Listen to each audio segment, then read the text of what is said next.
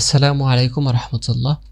প্রিয় বন্ধুরা, আমরা গত ভিডিওতে দেখিয়েছিলাম আমাদের এই যে ডিজাইনটা রয়েছে এই ডিজাইনের ব্যাকগ্রাউন্ডটা কিভাবে তৈরি করতে হয় বা কিভাবে ডিজাইন করতে হয়। তো আজকে আমরা এই ভিডিওতে দেখব যে আমরা এই যে গ্রাফিক্সের যে একটা ডিজাইন করেছি এবং তার মধ্যে নিচে যে একটা ইফেক্ট দিয়েছি সেই ইফেক্টটা কিভাবে করতে হয়। আমরা যদি সেটা ফটোশপে কাজ করি তাহলে খুব ভালোভাবেই এবং খুব সহজ করেই সেটা করে ফেলতে পারি, কিন্তু ইলাস্ট্রেটরের মধ্যে সেটা কিন্তু করা কঠিন। তো যদি জানা থাকে তাহলে সবই সহজ, কোনো কিছুই কঠিনের নয়, কিন্তু না জানা থাকলে সব কিছুই কঠিন।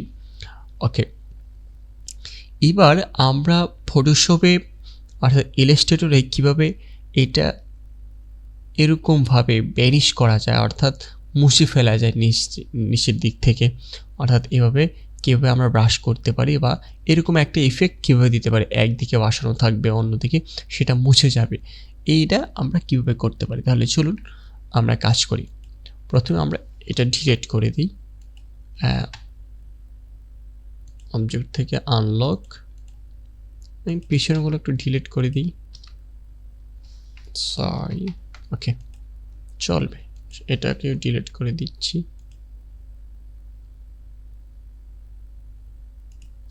ডিলিট।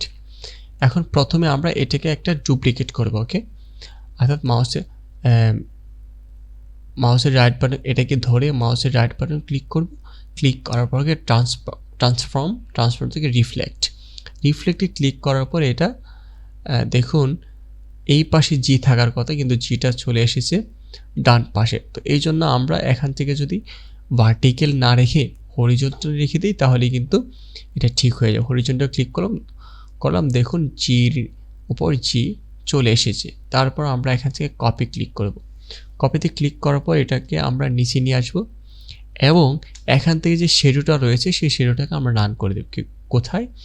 এই যে অ্যাপারেন্স থেকে শ্যাডোটাকে আমরা ডিলিট করে দেব। এটাকে ধরে আমরা এই যে ডিলিট বাটনটা রয়েছে এখানে ক্লিক করলাম। ওকে, ডিলিট হয়ে গিয়েছে। ওকে, এটাকে ডিলিট করে দিলাম। ঠিক আছে, এটা থাক। এইবার যেটা আমাদের করতে হবে সেটা হচ্ছে এটাকে আরেকটা কপি করতে হবে, Ctrl+C এবং Ctrl+F। আমি যেভাবে করছি আপনি সেম টু সেম করেন, দেখবেন আপনারটা হয়ে যাবে ইনশাল্লাহ। তো একটা জিনিস জব্দ করতে হলে অবশ্যই কয়েকবার প্র্যাকটিস করতে হয়, তো এটা বারবার প্র্যাকটিস করবেন ইনশাল্লাহ একদম ক্লিয়ার হয়ে যাবে। তো এখন আমরা এখানে দুটো আমাদের একটাকে আমরা কি করব, এখান থেকে অবজেক্ট থেকে এক্সপান্ড করে দেব। ওকে, এক্সপান্ড হয়ে গেছে এবং পাথ ফাইন্ডার থেকে এটাকে আমরা ইউনিট করে দেব। ব্যাস, ওকে, আমাদের কাজ শেষ। এখন এখানে আমরা এটাকে করব কি, এটাকে একটা হোয়াইট অ্যান্ড ব্ল্যাক একটা গ্রেডিয়েন্ট দিব। যে গ্রেডিয়েন্টে গেলাম, যাওয়ার পর এখান থেকে ক্লিক করে হোয়াইট অ্যান্ড ব্ল্যাক, এই যে হোয়াইট অ্যান্ড ব্ল্যাকে ক্লিক করলাম। এখন আমাদের দেখুন এই যে আমাদের যে গ্রেডিয়েন্টটা এটা কিন্তু সঠিকভাবে পড়েনি, এই জন্য আমরা কি করব, টুল বার থেকে গ্রেডিয়েন্ট টুলটা নিব, নেওয়ার পর উপর থেকে নিচে আমরা ড্র্যাগ করব। ওকে, বাস। এখন আমরা আবার এই গ্রেডিয়েন্টে যাব, ডান পাশে যে গ্রেডিয়েন্টটা রয়েছে এখানে যাব, যাওয়ার পর লেয়ার অপশনে এখান থেকে আমরা যে কালো যে কালারটা রয়েছে গ্রেডিয়েন্টের সেই কালোতে ডবল ক্লিক করব। এখান থেকে সবগুলো দেখবো যেটা আছে এখানে RGB। এখানে যদি আবার CMYK থাকে তাহলে কিন্তু হবে না, CMYK থাকলে কিন্তু হবে না। এখান থেকে আমরা RGB নিব, RGB নিয়ে সবগুলো 0 করে দেবো। ওকে, তারপর হচ্ছে অপাসিটি এখান থেকে আমরা 0 করে দিলাম, সে কালোর যে অপাসিটি রয়েছে সেটা আমরা 0 করে দিলাম। ওকে, দেওয়ার পর এখন আমরা আমাদের কাছে এই যে একটা নিচে আর একটা, ওকে, এই দুটোকে ধরবো। দুটোকে ধরে আমরা এটাকে প্রথমে লক করে নিই, Ctrl+2 দিয়ে লক করব ধরার সুবিধার্থে। তারপর দুটোকে আমরা ধরলাম, ধরার পর আমরা ট্রান্সপারেন্সিতে ক্লিক করব, ক্লিক করার পর এই মেক মাস্কে ক্লিক করব। ওকে, মেক মাস্কে ক্লিক করার পর দেখুন আমার কাজটা কিন্তু হয়ে গেছে। ওকে, এখন যদি আরও অ্যাডজাস্ট করতে চান, সুন্দর করতে চান, আরও এদিকে মিশিয়ে দিতে চান, তাহলে আবার ক্লিক করবেন। এখান থেকে এই যে কালো মাস্কটা রয়েছে সেই মাস্কে ক্লিক করবেন। ক্লিক করার পরে আবার গ্রেডিয়েন্টে যাবেন, লেআউটে যাওয়ার পর এখান থেকে এটা কম বেশি করুন,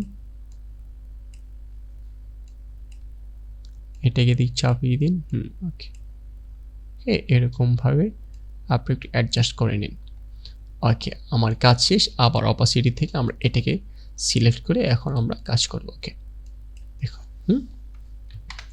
এখন এটাকে আমরা আরেকটু অপাসিটি কমিয়ে দিই, পুরো অপাসিটিটি কমিয়ে দিব।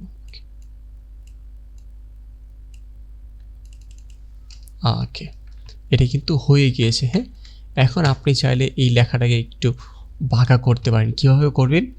এখানে আবার ধরবেন, ধরার পরে আমরা টুল বার থেকে একটা শেয়ার নামে একটি টুল আছে, সেই টুলটা খুঁজে নেবেন, এই যে শেয়ার টুল। ওকে, শেয়ার টুলে ক্লিক করবেন এবং ডবল ক্লিক করে এখান থেকে শেয়ার, এই যে দেখুন এদিকে অথবা ওইদিকে, যেদিকে আপনি ঘোরাতে চান সেদিকে ঘুরিয়ে দিবেন। ওকে, সে ঘুরিয়ে দিলাম। আমরা ওকে ক্লিক করব। আবার সিলেকশন টুল নিয়ে আমরা এটাকে একটু এদিক দিয়ে দিই। ওকে, এবার কিন্তু আমার কাজটা হয়ে গিয়েছে। ওকে,